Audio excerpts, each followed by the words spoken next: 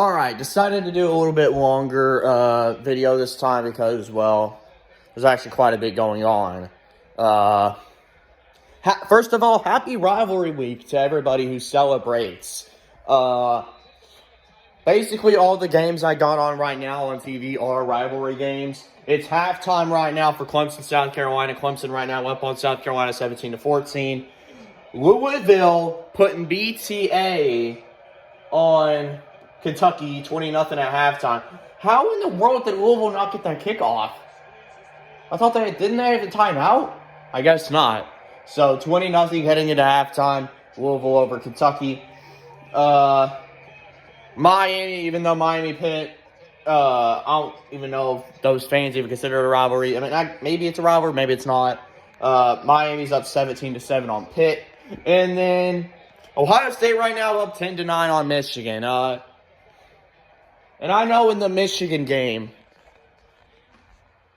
there was a really controversial call. Jeremiah Smith made that catch. And then, it looked like, he lost control and, maybe still had possession. I don't know. It's just the whole thing. And people saying that maybe it should have been a touchback. Honestly, I feel like the call could have gone either way.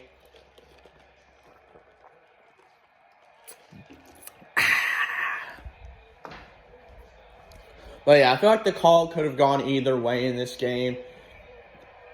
But, I mean, I understand why they upheld the call touchdown. I mean, it was a close call. I feel like it was pretty close. You could have gone either way with that, in my opinion.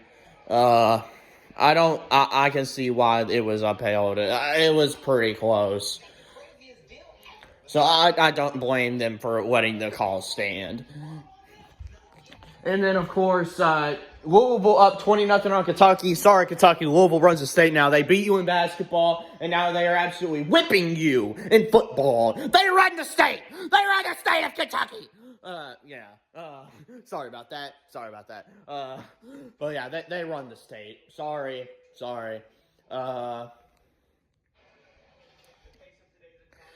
But anyways, we, of course, got some more quote-unquote rivalry games this upcoming in a little bit. And, of course, we had some rivalry games last night.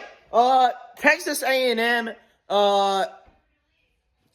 Texas just owns you. They own you. You can't beat them. It's been over 5,000 days since A&M last beat Texas. And honestly, it might take another 5,000 days.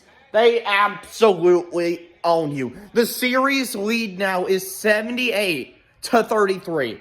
Oh my gosh. They own you, dude. And I have a friend who's an A&M fan. I gave him hell last night. Made fun of him. He got really mad. Because he's an A&M fan. He absolutely hates Texas. He really wanted to win this game. But Texas, of course, was able to pull out the win. Texas A&M gets their first loss on the year. And that means that with Indiana, of course, winning, because Indiana crushed Purdue, doesn't shock me one bit. If Ohio State holds on and they beat Michigan, we're going to have a 1-2 conference championship game, which I would imagine that College game day would go to that game next week for the Big Ten title game. It would literally be 1-2 in Ohio State and Indiana. And UCF right now is up 14-0 on BYU. What? Oh my goodness. And then, of course, we had some more rivalry games last night. We had Arizona State. Arizona was able to win that game. And with Arizona winning, that, of course, clinched BYU's and Texas spot in the Big 12 championship game. And right now, BYU is losing 14-0 to UCF, which is absolutely insane. BYU, you need to win this game against UCF. I mean, if you win and then you have a close loss to Texas Tech in the Big 12 title, they probably could still let you win. But of course, I guess you just don't want to. And then Ole Miss beat Mississippi State to finish 11-1. So now we got a scenario in the SEC. All right, and touchdown Ohio State. Touchdown Ohio State. That was way too easy. But now we got a scenario with, since A&M lost, they can no longer make the SEC title game. And since Ole Miss won, that means Georgia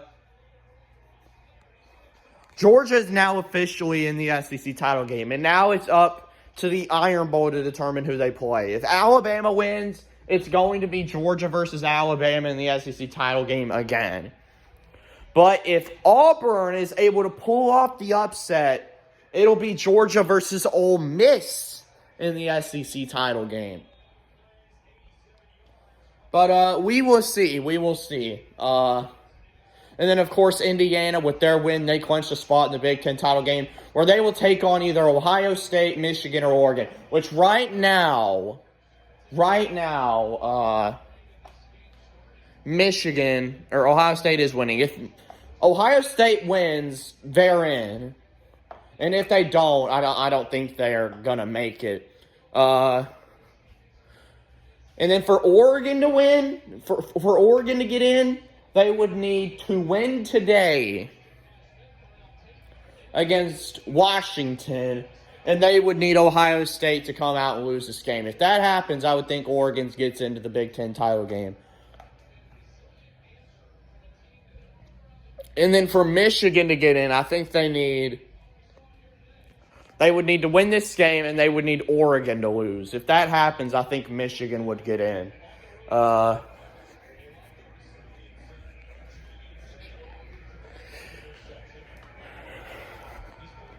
But right now, Ohio State is winning, so.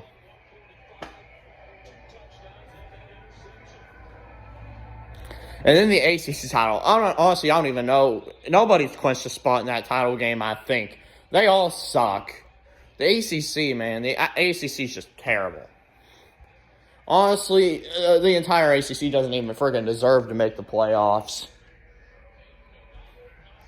I'd say what we should just do is just put in a bunch of friggin' SEC and Big Ten teams into the friggin' playoffs. Because we all know the national champion, it's just going to be a SEC team or a Big Ten team. Like, we all know this.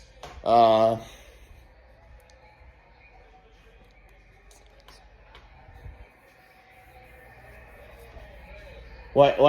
know this. It's going to be an SEC team or a Big Ten team winning the national championship.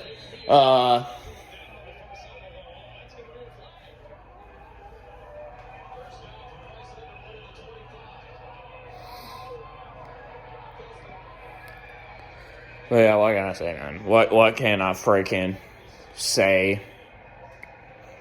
It's just crazy. And then, of course, Lane Kiffin, he's going to be announcing his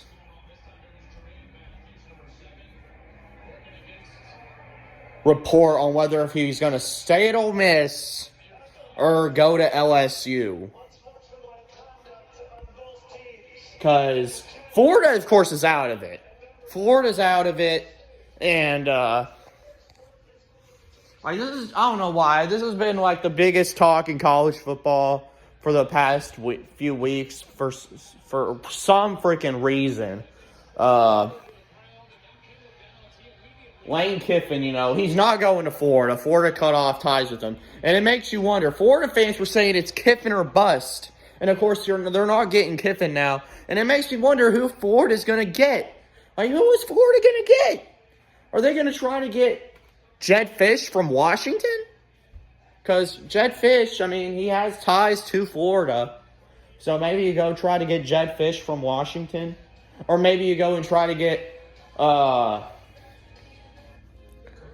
don't know. I don't even know if they even want to go after a group of 5 coach. They can't get Drinkwitz either because Drinkwitz just signed an extension with Missouri. So they can't get Drinkwitz either. So those were pretty much their top two choices. Lane Kiffin and Eli Drinkwitz. And now they ain't getting either. And it makes me wonder who's choice 3. Who is choice 3 for Florida? Is it Jed Fish? Maybe. I don't know. It might be Jed Fish from Washington. Or who knows? Maybe they're trying to get Alex Golesh from South Florida. Or Bob Chesney from James Madison. Or friggin' Ryan Silverfield from Memphis.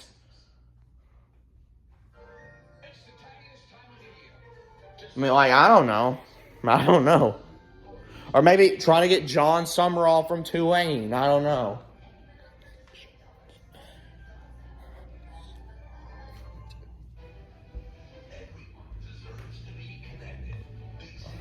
Which, I would imagine, they probably have a good... Which I think right now John Summerall actually is their third choice.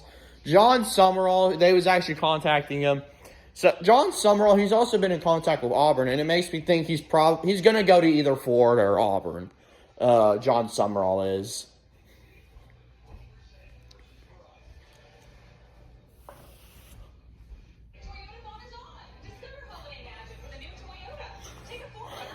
But we'll see. We will see. And, of course, like I said, the Auburn job is still open. Penn State job right now is still open. UCLA job technically is still open.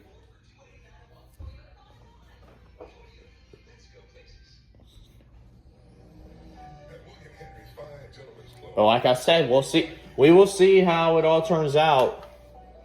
Because Lane Kiffin, we'll see here in a little bit on if he's going to stay at Ole Miss or if he'll go to LSU, which I don't know. It wouldn't shock me if he went to LSU.